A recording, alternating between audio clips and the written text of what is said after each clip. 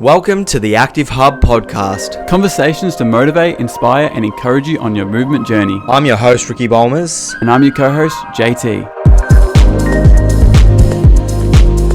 Welcome to another episode of the Active Hub podcast. We have an awesome guest with us today, so thanks for tuning in and listening. But we have Jase Vaux, absolute legend, case manager, working with youth that are disengaged from school, and he likes to move it apparently. I like to move it. Welcome to the podcast. Thanks very much, Ricky, and thanks to Josh for inviting me. Appreciate it. Of course, yeah, it's good to be here. Now, one thing we love to do with all of our guests, just to get things warmed up, is to ask a few quick fire questions, just to really get to know you. So, I'm ready. And also just so we get rid of all our nerves in the room. Exactly, we're all a bit nervous. So, the first question we have for you, morning or night person? Morning. Yep. Specifically mid-morning. Mid-morning? Yeah. I'm an early riser, but around 10:30, 11, I probably hit my peak. Right, okay. I've never thought about when I would hit my peak, but I guess it would probably be around like 11, 12 o'clock. Once you've had 5 coffees. Oh yeah, that's Definitely. All right, introvert or extrovert? Ooh, I'm going to mix it up. Introverted, extrovert. Okay, so what does that mean? Critical thinker and prefer sort of small group as opposed to a large group, and I come out of my shell, but the larger the group, the more introverted I become, and I'm a bit analytical overthinker. There we go. All right, I like that. Yeah. Your go-to coffee order? Oh, it's been soy latte at the moment. Yeah, okay. Have you moved off something else, or is that? It used to be cappuccino. Now I'm going the latte. Nice, I like that. All right, if you could choose any destination to travel to, what would it be? At the moment, New Zealand. Ooh. Yeah. Like right now because it's so cold, or the cold water dip's just not doing it for me. Yeah, you want to get even colder. Nah, just the South Island, like the mountainous sort of scenery and stuff like that. And I know a few guys from school that are from there, so just to be able to go and visit, 100%. Yeah, good. I wouldn't mind going there. All right, we have one more question, but I'm going to hand this one back to Ricky because it's his favourite question. We ask this to everyone. Okay. Are you a scruncher or a folder? Scruncher. Oh, wow, we got one. We found another one. First guest to ever be a scruncher. I've been like the anomaly. The anomaly. The anomaly. I should try and say big words. So there's now 2 of us. I like that I'm in the good world. company. Yeah. Oh, in the world, okay. Well, in our world so far. Quick story though for you. So Ricky's been the only one who's a scruncher that we know. But about a week ago, he sends me and Jacob, another guy we work with, a voice memo saying, "Guys, I just went to the toilet and I figured out I'm actually a folder. I just fold it really, really quick, so I thought I was a scruncher." So we found out he's halfway in between that. You're masquerading here. Well, I spent 2 weeks trying to figure out what I actually am. That's the funniest voice memo. But I think I quickly fold it and then it becomes a scrunch. Transforms. On the way down, so I was like, I don't know. I should film it one day. Include that with your voice memo. Yeah. Yeah. That's good. All right, Jace. Why don't we chat a bit more about yourself, but a bit about some of the hobbies, your family dynamic growing up. You can even speak a bit about what you do for work, that kind of thing, just to get to know you a bit better. Yeah, cool. So I'm a son. I'm a brother. Family of 5. I've got an older brother, older sister. So I'm the youngest of the family, the youngest dynamic. Little terror. Yeah. 100%. 100%. Always getting jealous of what my older brother and sister could do and I couldn't do. And it's good stuff. Family dynamic, me, mum and dad, brother and sister. Case manager, so working with young people sort of disengaged from school. So always wanted to help out other people in some way. I didn't know what that was going to be to start with, but I really like working with youth because they're dynamic, they're very honest, and capacity for change is huge at particular ages. So jump in when you can make some good change and hopefully affect someone's future. So that's kind of why I do it. Yeah. That's great. That's Good attitude, that one. I like it. But hobbies, so I'm into guitar. I play a bit of guitar outside of work and drums as well. I did hear this. I was chatting to Connor, who Ooh. said that you're a drummer, because I was telling him that I played drums for a long time, and I didn't know you did. So I looked through your social media and saw it, and I was like, Had a bit of a squiz. pretty handy drummer as well. Gonna have to have a drum off. Yeah, Should have brought a kid in here. That'll be good for social media. I used to drum back in the day too. Oh, okay. In drummers company, I like it. Yeah. Yep. But in general as well, maybe I'll just share a little bit about me personally as well. Yep. So, I happen to have cerebral palsy. So that's a disability in a really broad sense that affects balance, posture, and movement. Yep. How that looks to each individual person that has it is really varied. So okay. maybe I'll just share a little bit about my version of it. So Yep. I've got a version called spastic hemiplegia. Basically, hemiplegia just means like primarily one side of the body. For me, it's my right side. And spastic sort of tightness or contracted sort of muscles, so muscles that don't have the same range due to extreme sort of tightness and rigidity, I guess. I was born with it, so born 13 weeks early, and suffered a brain bleed through the birthing process, and that's sort of how it came about. Yeah, okay, right. So, been dealing with that your whole life. Yeah, so lived experience of it and haven't sort of known any different. Yeah. Yep. So, like, in terms of like growing up, then what were like some challenges and stuff in that? Yeah. I can imagine there's a whole load of them. So terrain being an obvious one, not sort of going to schools and stuff initially that had a lot of stairs or uneven sort of surfaces and stuff like that, until I learned how to sort of navigate that a bit more successfully. Socialising was another big one. So challenges sort of socially, particularly like grade 5, 6. What am I going to do with the motor skills that I do have, or the skills I do have? And so, I started to get into sort of music and probably more my emotional state, and develop good sort of emotional intelligence and communication and things like that as well. So sports was something that, I was blocked from doing a lot of sort of traditional sports, and movement I've had a conflicting relationship at the time, even though it's very positive now. Yeah, what would you say is conflicting about that? So just in general, finding ways to trust your body. So because sometimes my brain has other ideas compared to what I want it to do, and my body doesn't respond always with the necessary movement or the coordination. You can have a sense of just frustration, or your body sort of letting you down. And probably grade 5, grade 6, around that time, where guys tend to sort of maybe get into sports and stuff like that, started to just develop into a label of maybe being a bit lazy and sort of becoming a bit of a victim, and living to the confines of my disability rather than challenging it. Well, I can imagine that most people would fall to that. Especially like in early days. Like for you, like, so did you like give sport and activities like PE and all that a shot? Yeah, they were somewhat like modified or accommodated by the school and things like that. Definitely still gave things a go, but found I was still standing out and very different. So it just felt unusual. It was an unusual time, and you're trying to find yourself as like nearly a teenager and all that stuff on top of that. But then got to maybe 14, 15, and I'd gone through some bullying early high school and stuff like that. And I'm like, I need to do something. I was eating a lot of junk food, a lot of KFC, sort of eating my feelings as comfort eating and all that sort of stuff, and piled on a fair bit of weight sort of between late primary school, early high school. And I thought, I just need to like start moving or start changing this. Like, I don't want to be if I've got the capacity to walk, which I did even back then, and I've had it for a while, obviously, why am I just like being in a wheelchair and just being confined to just being lazy? So you were in a wheelchair for a while, were you? Through surgery, but also just sometimes due to laziness as well.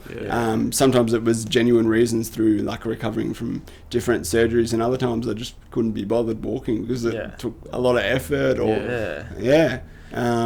What are some of like the surgeries that you had to go through? We've had a few. Some of the major ones have been like surgical breaks of right ankle, surgical break of right hip, 3 or 4 different like calf lengthening, where they actually get in internally in the calf and lengthen it, because the calf was sort of too short or became too tight, and it started to really affect like toe walking and things like that. So do a whole bunch of that stuff. But yeah, at about 15, 16, regardless of the surgeries, I just like, the only person that's going to be able to change my physical state in a way is me. Like the only one that's going to be able to come to some level of acceptance about my situation is me. You know, I can be bitter about my situation, or I can do my best to work towards being on a journey of it being with me, but not the thing that I'm confined by or defined by. Yeah. So now, as an adult, sort of shifting that mindset, I'm Jase. I happen to have CP. I'm not cerebral palsy and happen to be Jase. It's completely a different sort of take on it. And just through using movement to navigate the world, movement's very much like a level of independence and community access to me. I think that would be probably the unique thing I can say here. Without movement, someone with a disability, and maybe in my circumstance, is likely going to live a quite isolated life. So if we don't move and start connecting with people, you're going to have less conversations, you're going to be less involved in society, and you're going to have less like physical health and mental health. Yeah, I couldn't agree with that more. Like, I think even for yourself, knowing firsthand, you obviously head down to Oliver Silver Run Club, you know, most days of the week, and that's a pretty big and nice community. And I would almost say, like, you're the face of that community. Like, you're there every week, every day you're there with a smile. But, you know, those that community, that friendship, all those, different things wouldn't be built if it wasn't for, you stepping out there and getting moving. 100%, and that came at a really good time as well, because maybe a year or two sort of before January this year, sort of went through different phases to do with sort of mental health again, and sort of was in a bit of a rut. And my brother-in-law Adam, he's been doing it since about September or October of last year. I didn't really know much about it, and he was bit vague on, I just do this run club thing, I get up early in the morning, I do cold dip, and I'm like, actually, what is this? Like, tell me more. And he goes, oh, well, I'm going the next day. And I said, I'll come. And it just must have been a really good timing.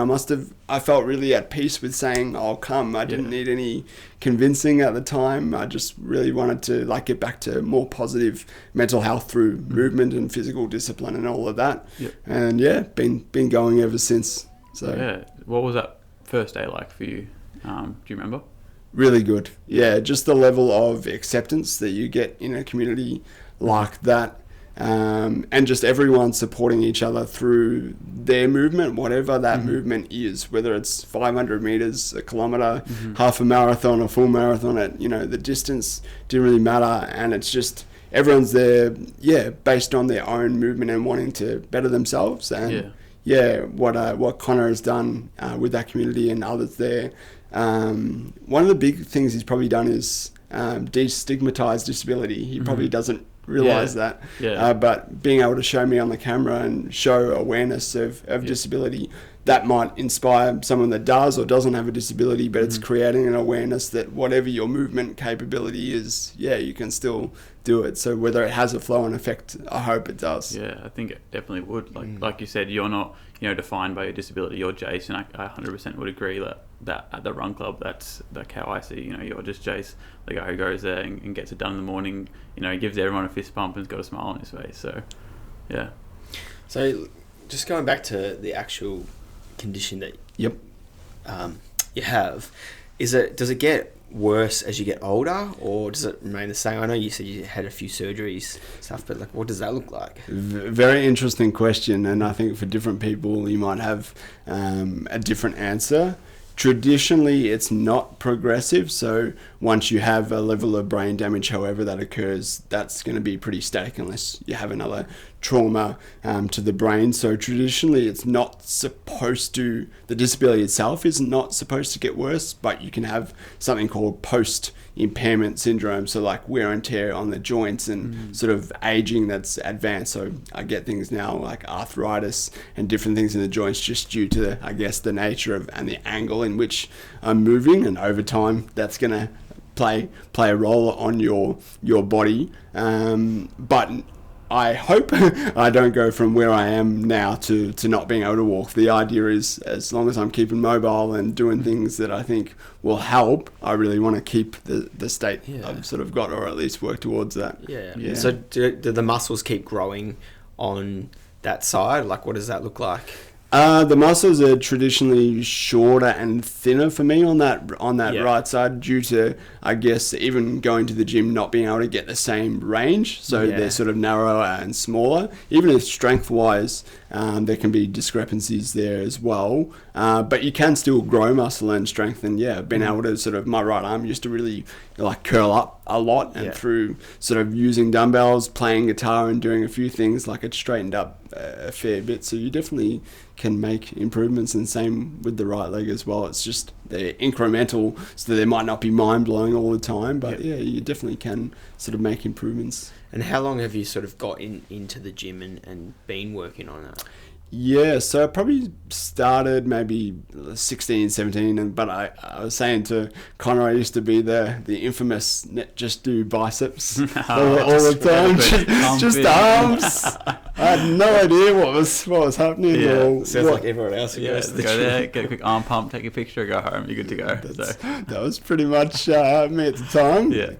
And then as the years sort of went on, I started to try and work everything to the best I could. There's still obviously some exercises and stuff that might not be feasible from a safety point of view, but try and train the body in a bit more of a balanced fashion. But even with that, I suppose I've gone through inconsistencies with movement, thinking, this, it's taking a lot of taxing my central nervous system and getting run down or getting sick, like pushing it maybe too much and not knowing what the level was. Mm-hmm. And I still probably have a little bit of that. Sometimes I probably don't know where my natural limits are and want to go beyond that. But I think if you harness that can also be good, because you can do things you don't expect.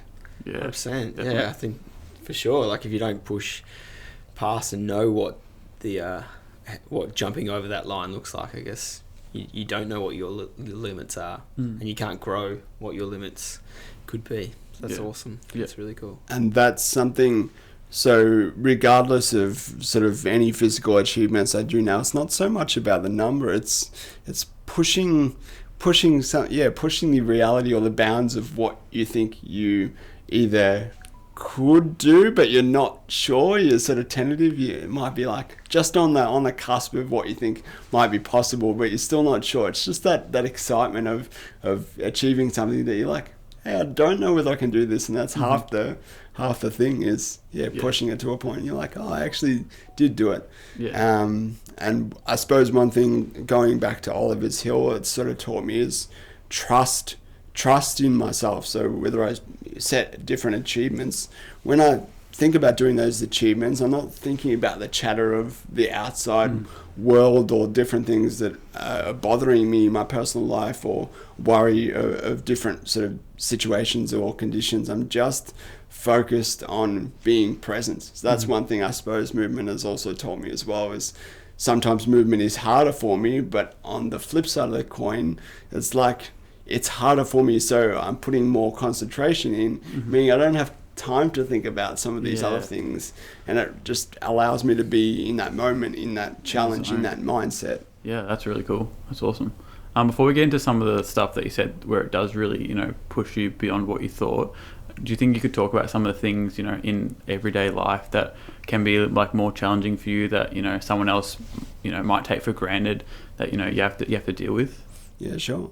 So just even things like getting dressed in the morning, like sometimes the body doesn't want to play ball. So each day kind of varies a bit, so I have to allow more time for getting ready in the mornings, or simple things of, if things say, for example, this cup of tea here looks pretty full. I can't really, it's not heavy, but the balance required because of the way I move, I'm going to spill that everywhere. So if I'm going to carry a drink, it has to be like half full, or I might need to think about like a little lip or cover over a hot drink or whatever, or a trolley, all these different things. So simple things of just like, or fry pan if it's too full, you know, with the way I'm moving, different ingredients might come out of that pretty quickly. So there's sort of unique things that you might not think about for other people, but that are sort of part of my daily considerations. Does that frustrate you sometimes, or have you learnt to kind of just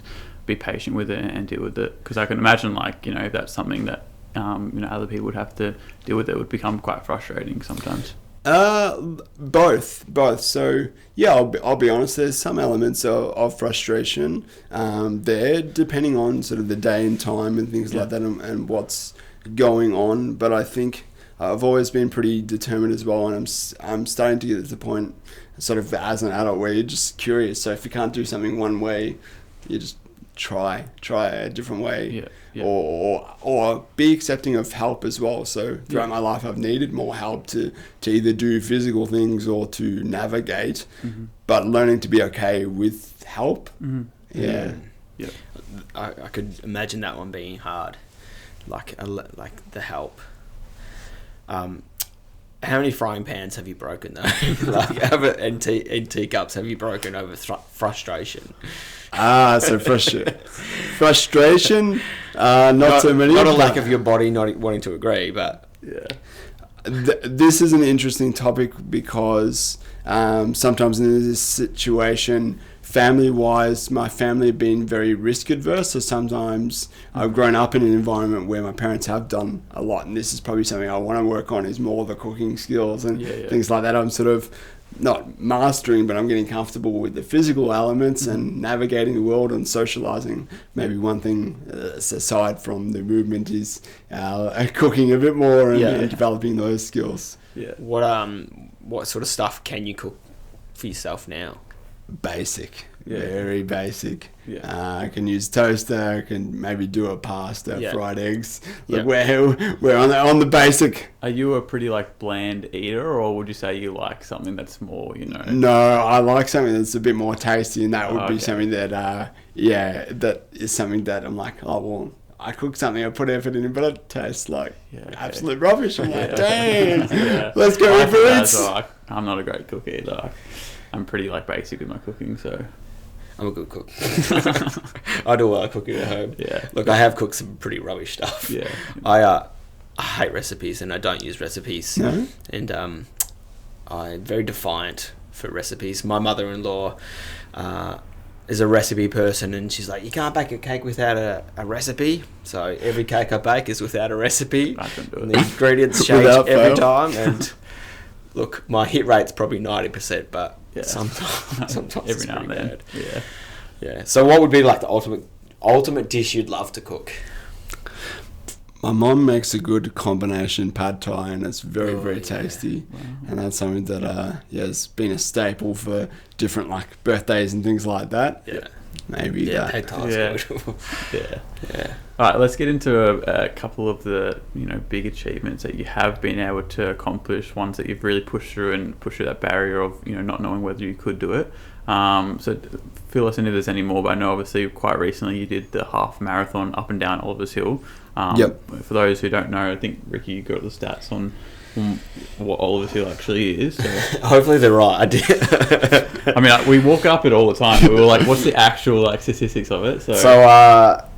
So you did a half marathon up, is that right? I did a combination. Okay. So I did maybe half of it on the hill, and then transparently half of it on the flat from like the boat ramp to maybe the Pier Hotel and further up that way. Yep. All right. So if I half it, then it would be roughly, what's half of 18? 9? Yes. Woo, quick maths. So it would have been 9 times up and down, and you average 7%. Incline, like the Tour de France is on right now. If you watch sort of them ride up that kind of percentage, it's pretty hard. And it's to the top. It's 600 meters. Does that sound about right? Yep. So that's a big effort. 100%. So when was this? This would have been a couple months ago. Late April, I think. Yep. because I go there so regularly, just doing the daily stuff, I'm like, oh, when was it? Yeah, late April, I think. Yep. And then about 2 weeks ago, I did a 26K, but that was purely on the flat along like Safety Beach, Dramana, Rosebud. So that's the biggest like kilometre distance I've done. Yep. One of the goals I've probably got towards the end of this year is walk the equivalent of a full marathon. So work towards training. Training enough to build the capacity to do that. So in terms of like walking, like what are the biggest challenges with that, and especially like up Oliver's Hill, which is 7%, for 600 meters? Like, what are some of the challenges with that? The physical battery. So I don't know how true it is, but I have heard a general stat sort of thrown around that people with CP, and it might depend on the type of it as well, use about 2 to 4 times, maybe even 5 times the amount of sort of physical energy to just do daily stuff, and walking would probably be up there with one of them. It's the sacrifice of some of these bigger efforts. The next day I'm not doing very much. I'm resting my legs and chilling out, and then usually with a day or two's rest I'm pretty good again, luckily. So I'd say that would be a challenge, is just managing the physical battery, still wanting to go for these things, but not wanting to be so ridiculous that I'm wiping myself out, completely. Others would be sort of coordination. So sometimes, even at shopping centres, if I'm in depth in a really good, really groovy conversation, mentally I'm in the conversation. Sometimes walking wise, I just stop. Because the channels in my brain, walking is still a little bit challenging every now and then. It's like, but I'm focusing on this conversation. I'll just stop and continue focusing on the conversation. I remember my best mate used to just rip into me, Jase, what are you doing? Like, stopping in the middle of Fountain Gate. Like, it's busy here, mate. Just keep walking. Like, start chatting in the middle of the road. And sometimes that happens too. Like, I'm going from the bottom of Oliver's Hill, get talking to someone, and they're just like, you just stopped dead in the middle of the road. Like, what's happening? It's mainly because maybe after the session as well, a bit of physical fatigue sort of kicked in, and maybe I'm like, the channels of the brain sort of getting overwhelmed, and so those sort of things. And I think just the battery, the coordination, balance is a thing too. So there's parts of the hill where the balance is sort of more challenging, but I've started to try and do different things now with the hill. So sometimes it might be like a distance challenge. Sometimes I've walked up without my stick just to sort of see, I can get nowhere near the distance, but sometimes I'm not going for that. It might be like, okay, I'm going to slow down my walking pattern and try and change or challenge the balance a bit. Oh, that's impressive. So just for the listeners, you used a walking stick to be able to walk everywhere. Is that what it's like, or? At the moment, most everywhere. On the flat and stuff like that, I can walk without it, and so that's another thing that I want to try and develop is that capacity to try and walk without it in more situations. Probably in my early 20s I was doing more of that, and then with this post impairment stuff that you get, the arthritis and different things with your joints, have sort of maybe gone a little bit sort of back the other way. But the idea is maybe to build more capacity and keep doing that. So just look for ways to grow, really, whether it's physically, mentally, emotionally. Just look for ways to grow. Hey JT. Hey Ricky. Quick ad. Ooh, tell me more. I thought we'd take this opportunity to invite our listeners to one of our active communities. What have we got? We have Sunday night mixed netball, Tuesday and Thursday night basketball. We have run club on Saturdays, and we have group rides every fortnight on Saturdays. That sounds pretty good. Now, I do have one question. Yes. On these Saturdays, I quite enjoy a coffee in the morning. How am I going to do that? Well, everything we do is to a coffee. We ride to coffee, we run to coffee. The reason why we do it is for coffee.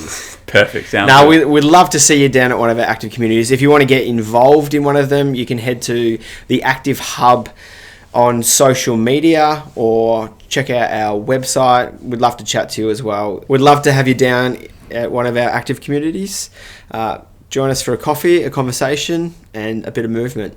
Perfect. let's get back into the episode. And so why did you decide to do the first walk, which was the 21 Ks? Why did you decide to do that?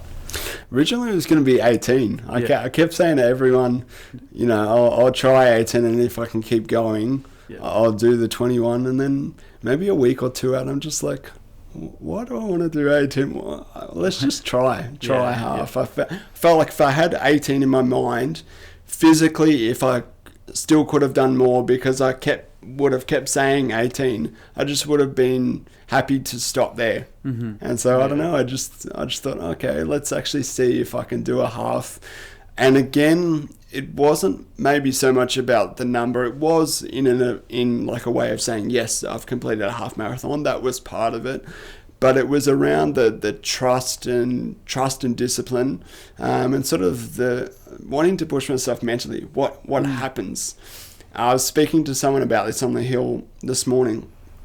So I can either think, I looked on my Strava today and I might have done, I think 3 Ks. I've been doing a bit less lately.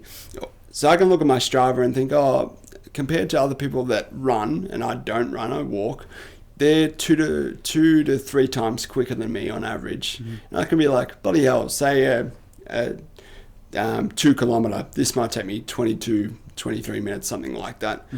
I can be a person that thinks, this has taken me so long, I've got all these challenges. Or I can think how cool it is that I get to move every day. So how cool it is that Jase just completed a half marathon regardless of the challenge. And so the first mindset is coming from like a place of fear, insecurity, jealousy, frustration.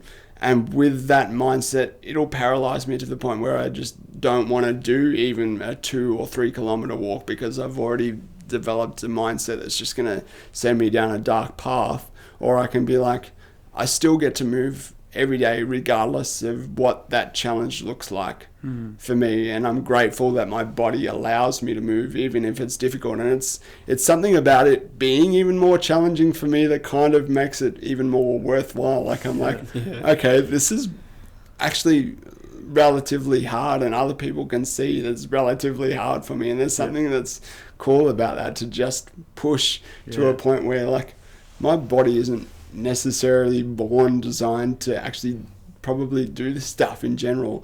But I think the important part maybe with that is, disability or not, other people might say their bodies are not designed to do it, or their mind is not designed to do this stuff. We'll always might find a reason why we necessarily can't, or a barrier. I want to be the person that finds a reason why I can. That's amazing. That's amazing, Jase. Like that mindset I think is incredible, and if there's anything that our listeners can take, like that mindset that you've got is like incredible. To not have like the it's woe is me mentality and I can't do this, but you're like, I'm just so grateful for what I can do. Like that's a rare thing to have. So you have a very good energy about you.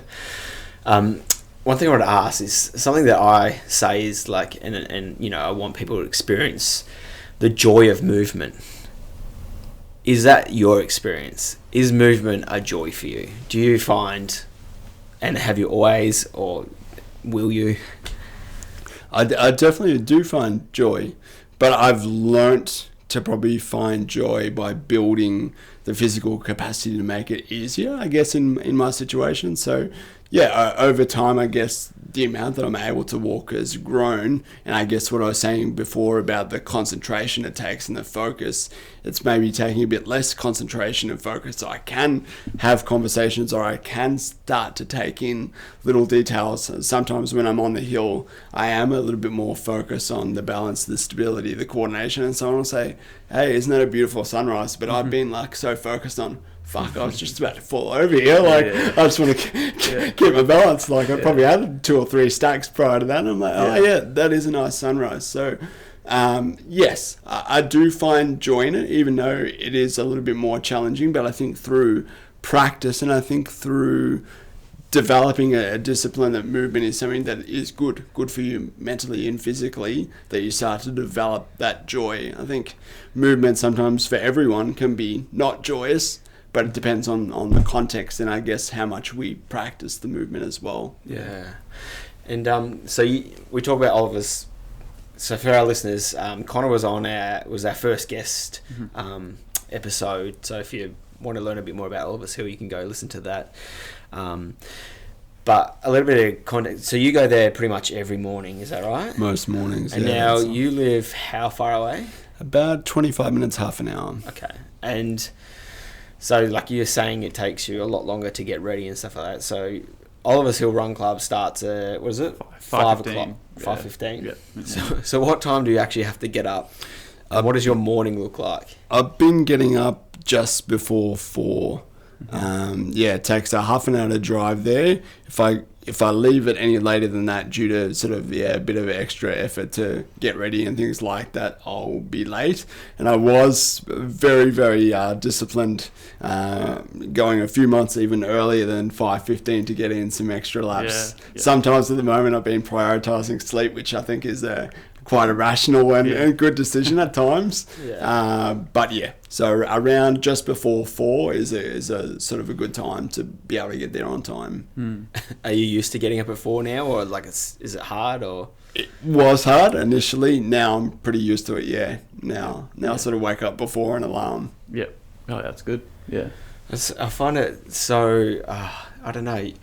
You could have so many excuses to not rock up or not move, but yet you get up before 4 and consistently get there, and like that's so encouraging. Yeah. You know, and even like some examples of like how like much you push through it. Like there's been times I know you injured a few months ago. You had some issues like with a foot.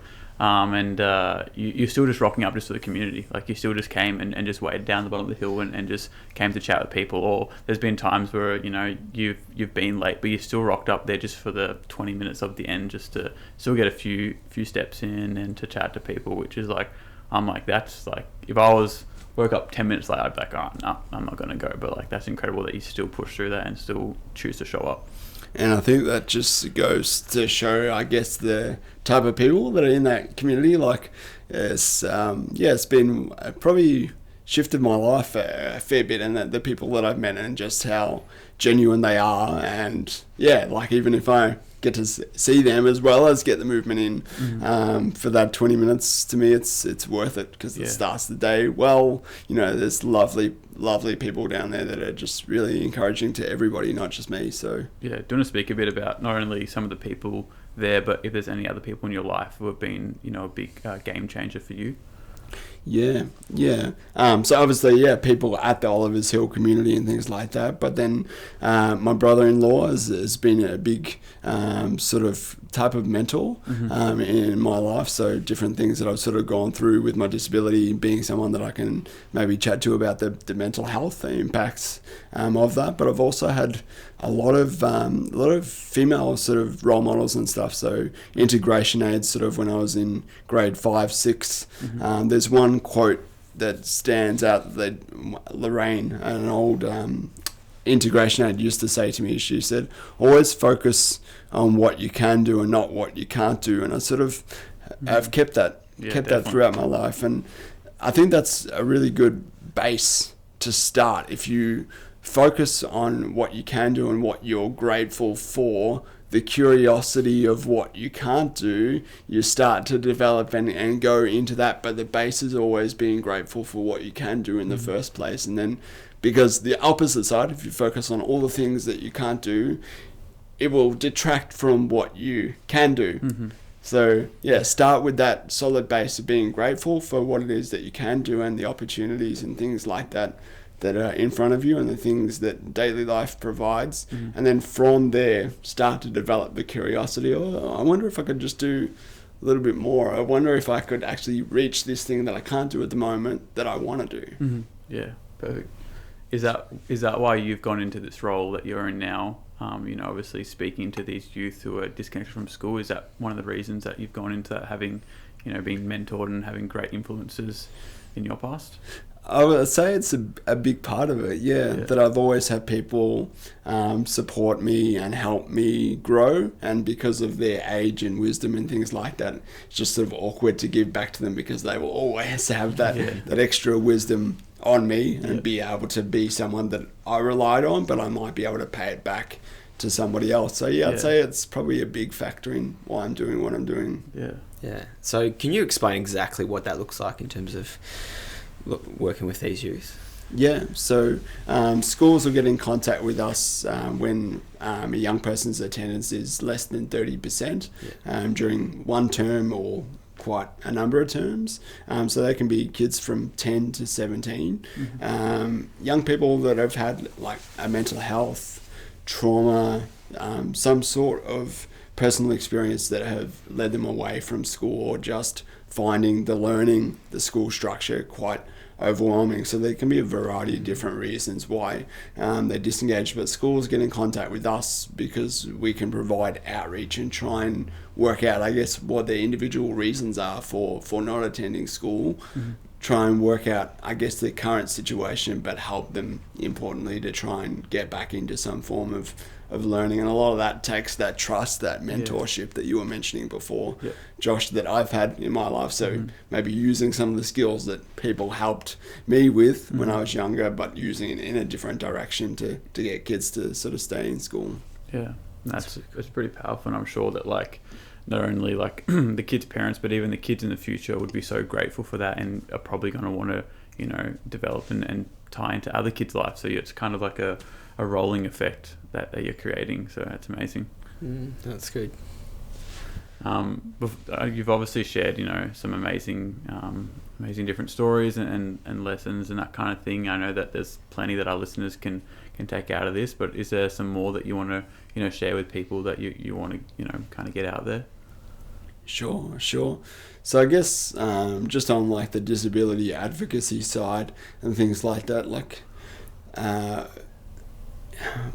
firstly, people think maybe that CP might be like infectious. There's all sorts of like myths that still exist in current society. Like people might think it's infectious or contagious, or it might be primarily genetic. There is, I think there might be a small component or number of cases with CP where it can be attributed to genetics, but a lot of it can be around being born premature and something happening either directly within the birthing process through delivery or just shortly after birth. But I think, like disability or not, what I do isn't necessarily to be a poster boy for people with disabilities. It's because I want to live a life of joy and a quality of life. I just happen to have the disability as well. But and saying that on the other side of the coin, I suppose if people do take inspiration through what I do, then that's amazing, because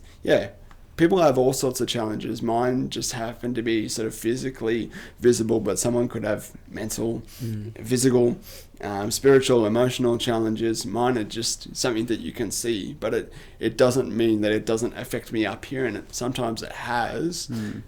But through movement, being able to improve, my mental health, improve sense of community, and improve sort of quality of life. So I'd say, movement has been, as I said, something that I've had a conflicting relationship with throughout the times, but it's something that, as always, sort of it's circled back around to wanting to implement it, and wanting to implement it for a reason of good quality of life, good physical health, community access and independence, I guess, in my situation. Yeah, well, it definitely seems like you're really, you know, enjoying that right now, and that you're, you know, moving towards some better things. And do you have any goals for the future that they're working towards?